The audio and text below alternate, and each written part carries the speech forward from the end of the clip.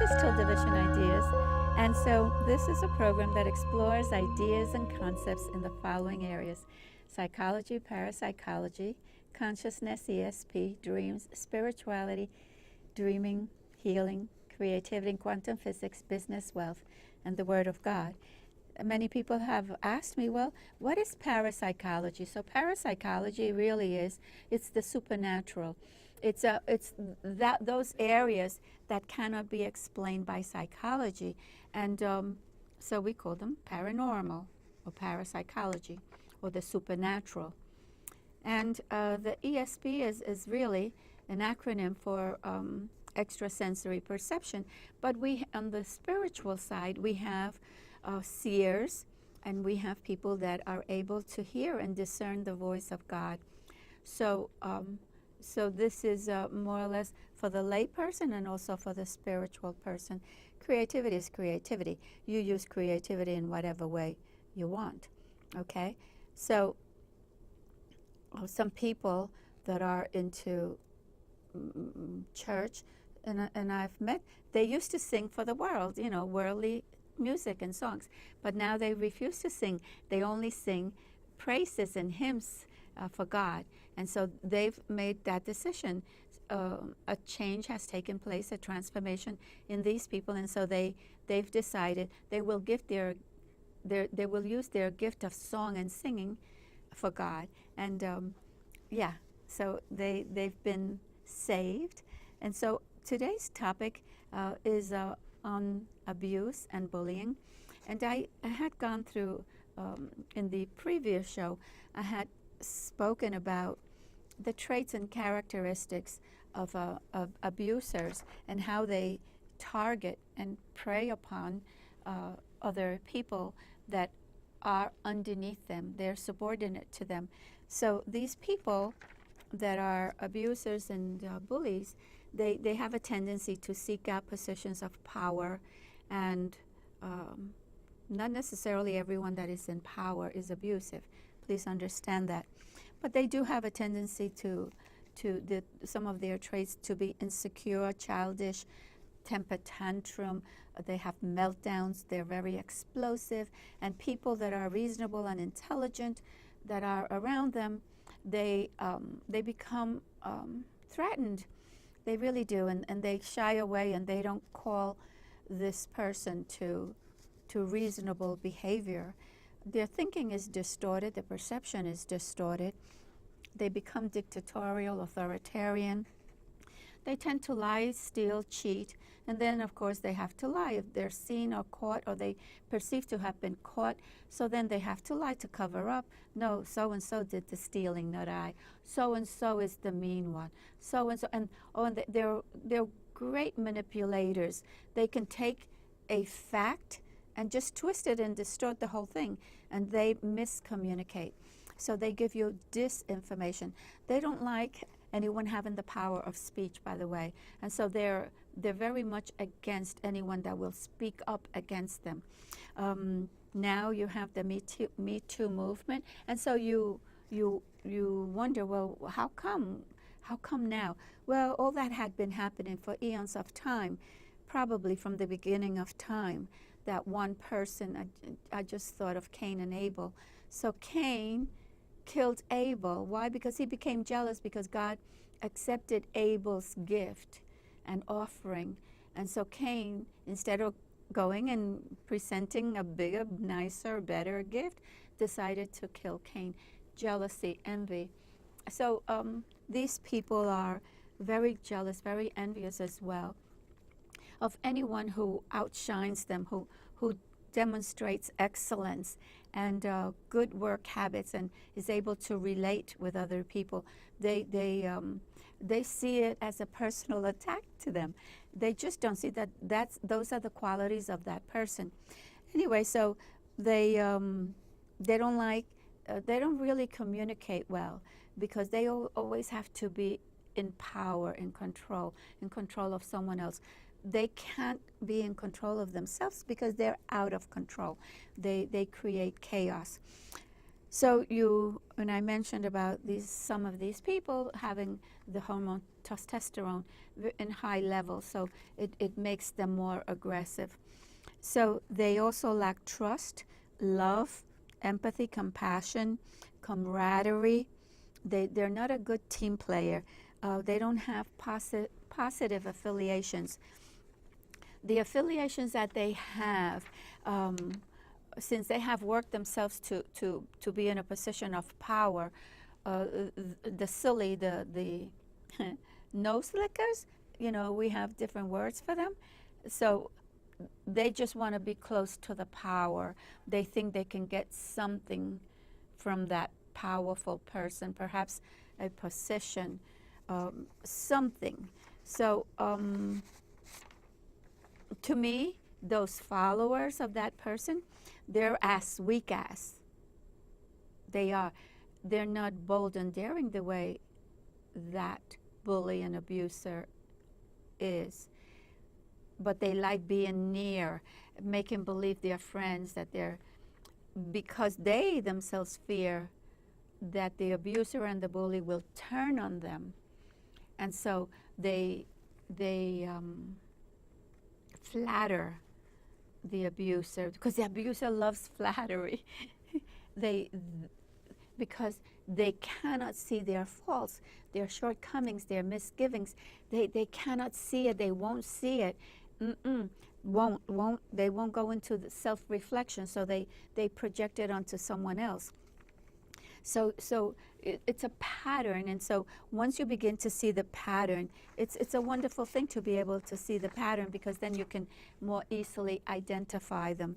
So so that was the problem, which I presented extensively in the previous show. So you wonder, well, so what is the solution, right? Since these problems take place in every place, in every country. Okay, so it begins at home, in school, in the church, in politics, in the community, the society at large, So what can we do? Well, perhaps we should pass certain laws. And the laws are passed, and they're probably there. They're not enforced. And then when someone tries to enforce them, the culprit denies it. They're good at that, covering their tracks, covering up, making believe that it's not them, that it's someone else. They know how to do that very nicely, how to place the blame on someone else. No, it wasn't me, you see, Your Honor, it wasn't me. It was the woman, her skirt was too short. Or, something silly and stupid. So they think that this rationalization, this explanation of deception that they give is believed by others. But people see through it. It's just that not everyone will speak up. So solutions. So what's the best ideal solution? I always look for the ideal solution. So maybe we should develop agencies, coherent systems with different offices, different parts that really interact and communicate with each other. And so what can be done for this mischievous human being that truly is damaged? They're damaged. Something went wrong. How can that person be helped? So you do interviews, you ask, you observe, you do studies. This person under this circumstance is capable of doing X, Y, and Z. And you begin to look for possible solutions. And the solutions have to be in every area of health: mental health, physical health, health in relationships. Everything needs healing. So you want to be able to catch it early on, children that are abused. So the child that gets abused gets removed from the house, sent to a foster home. The wife may decide to stay in the house or go to, what do we call those places? Shelters. And so you wonder, so the family is broken up. And what help is there for the bully, for the abuser? also in education. I mean, I recall, because my background is in psychology, but I also taught. So I remember all that was required was one course in psychology, child abuse.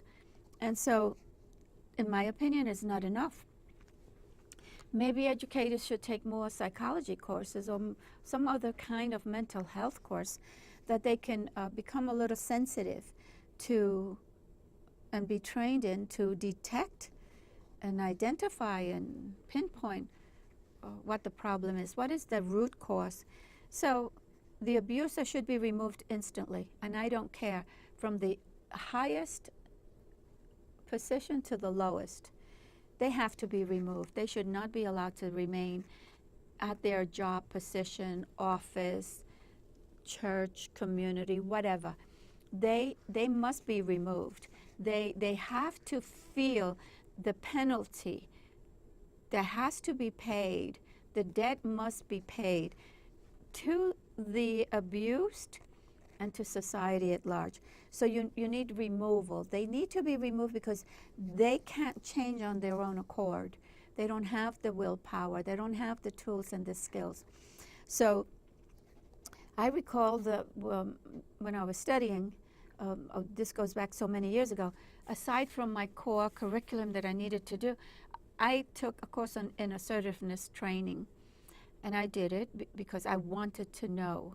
So what is that fine line between being assertive and being controlling and being abusive? And there are fine lines, but you can see them. So you need education, you need training, you need to take courses at least. People in the mental health, people in education, people in medicine. I'm sure pastors are very much interested in this because I'm sure pastors and priests listen to a lot of problems in the home through confession, through counseling. So the media could expose by talking more about it. Studies can be conducted, more social media. I don't mean junk nonsense. I mean good, solid information. Politics, government, the legal system, laws passed and enforced, schools, churches, community centers, hospitals, mental institutions. A lot of education needs to take place. And perhaps not enough people are interested in the abusers and the bullying. But you see, it affects everyone that they come in contact with. So you hear stories, and it's sad. People now, 40, 50 years old, saying, yeah, they were abused. And nothing was done to that perpetrator. Nothing was... justice was not rendered, and so we need to speak up, because a child becomes very intimidated, very afraid, very fragile, and so don't say anything.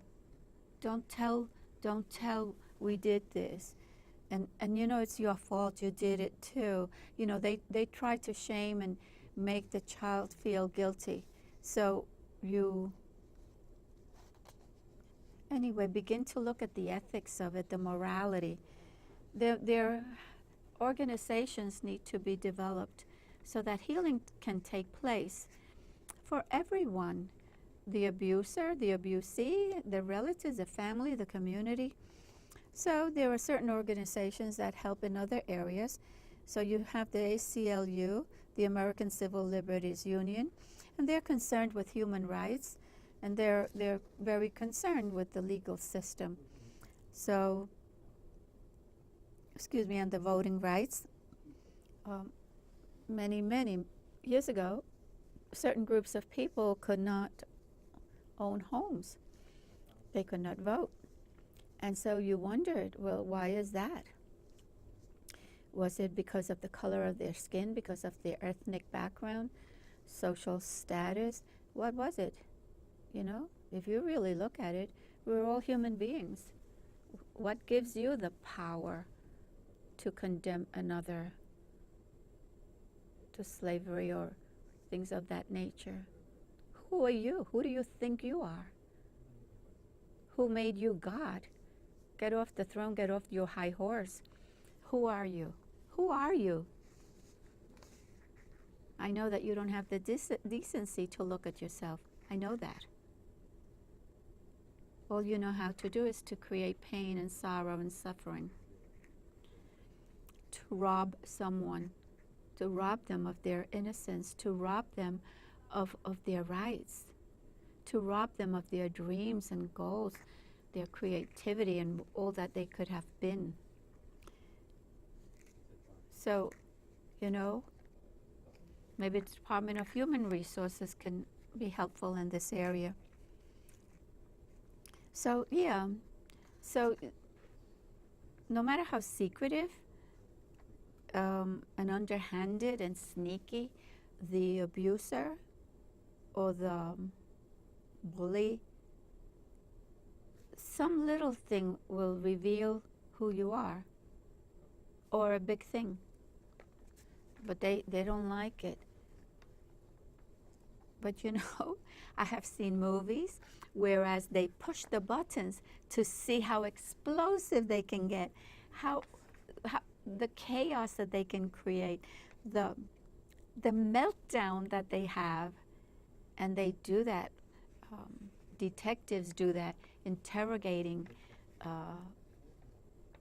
who they think is guilty, and they know the buttons to push. And you see what happens. These bullies and abusers, they have no control over themselves. They really don't. So in order to be able to control some of that anxiety that's going on, that drives them to commit these evil acts, they need to control someone else on the outside. So they put it out there. So, okay, so what is it about them? They harbor deeply rooted secrets. Like I said, they're sneaky and they know how to cover their tracks.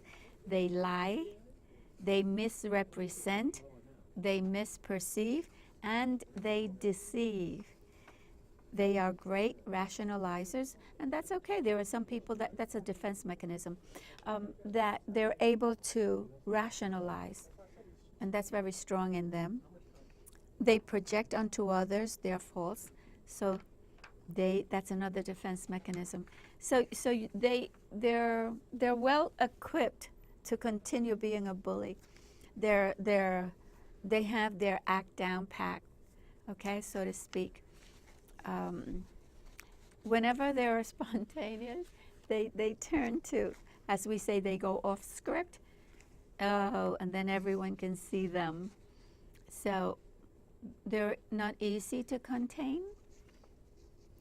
So you want to be able to identify the abuser as well as the abusee, because you want to be able to protect the abusee. And sometimes the best thing to do is to remove the abuser, because their behavior is not easily changed. They don't seem to go through those transformations that the rest of the public is able to go and change and better themselves and get rid of bad habits. And their habit, their behavior is very ingrained. Their personality and their behavior so meshed that it's not easy removed. Like, you know, if you have a shirt and it got dirty, so you wash it and you remove the dirt. You remove the dirt from the shirt, right? Well, these behaviors are not easily removed. So those people need to be in therapy. A lot of help. They need a lot of help. And so, as I call it, the many faces of abuse. Very quickly, harassment, discrimination, isolation, removing rewards, any enjoyment that the person has. They want to remove it, any satisfaction, any recognition, benefits, accolades, compliments. They want to strip that person. They want to strip them because they're so envious and so jealous, and they want to punish.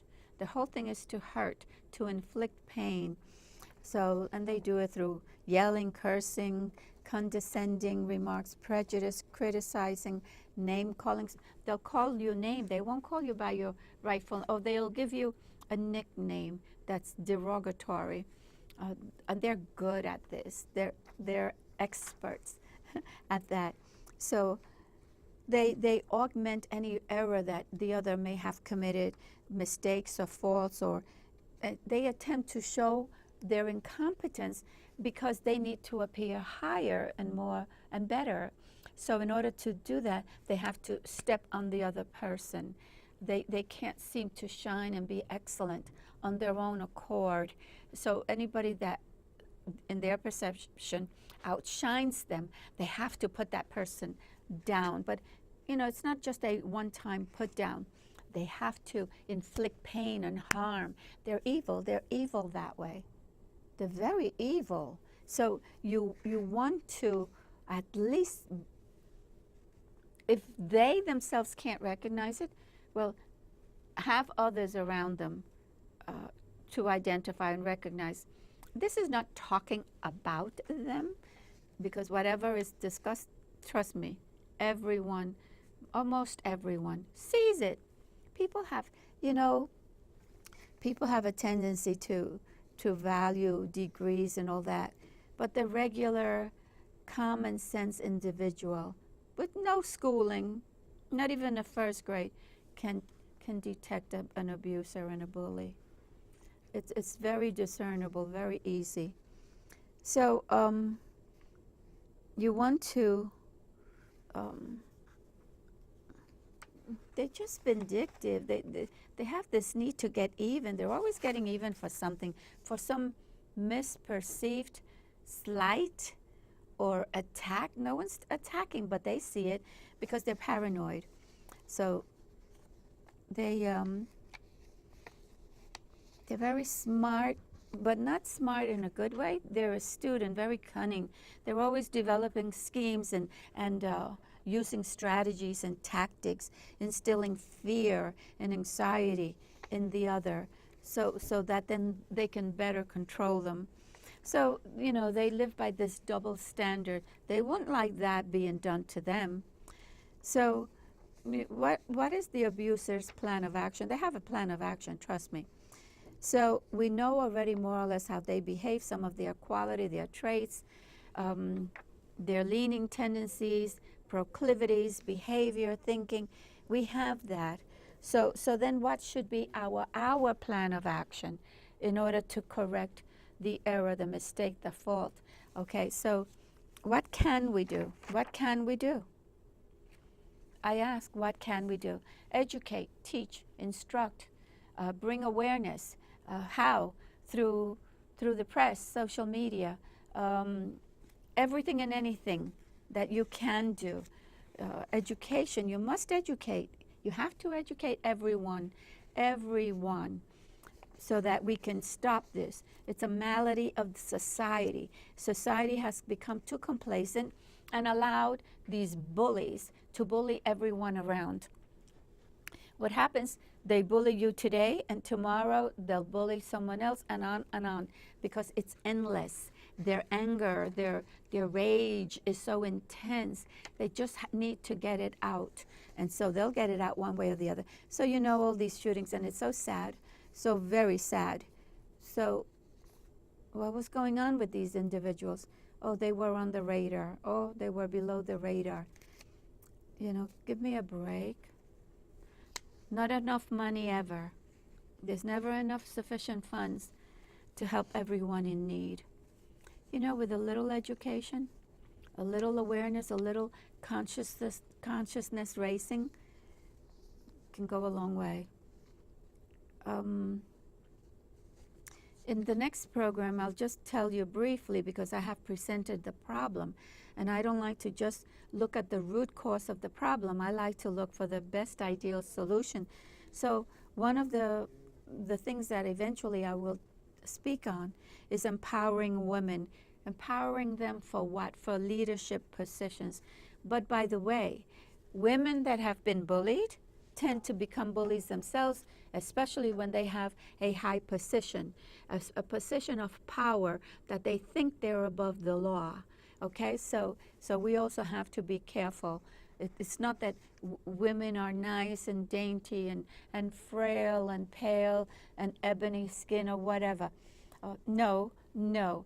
There are some women out there, they're just as bad, if not worse. There are women that kill. So why does it, so we need to empower these women. Because the scope of the problem is humongous. It is huge. It is tremendous. It's escalating, and it's affecting society at large, other countries. So historically, women have been kept down. We know that. Women have been stripped of their rights. I mean, women were not allowed to vote until fairly recently. So we have these same challenges still today. They may have the right to vote, but everything done in order to prevent voters from voting takes place. They jam the machines. They close are open for less hours, less days. I mean, everything to impede, to restrict, to prohibit someone expressing their rights. So we must work in two fronts simultaneously. We must work with the abuser and the abusee. We must do both simultaneously. My thing is remove the culprit, the abuser, the bully, and at the same time empower the weaker person. So I want to thank you for watching Television Ideas, and I see the credits going up. Thank you. And once again, we are on every first Thursday of the month for the year 2018, live on channel 34, and it appears on other channels. Look it up. And the name of the program is Television Ideas. Thank you again. Thank you, my crew, that we ate and we talked. And that's it. Goodbye now.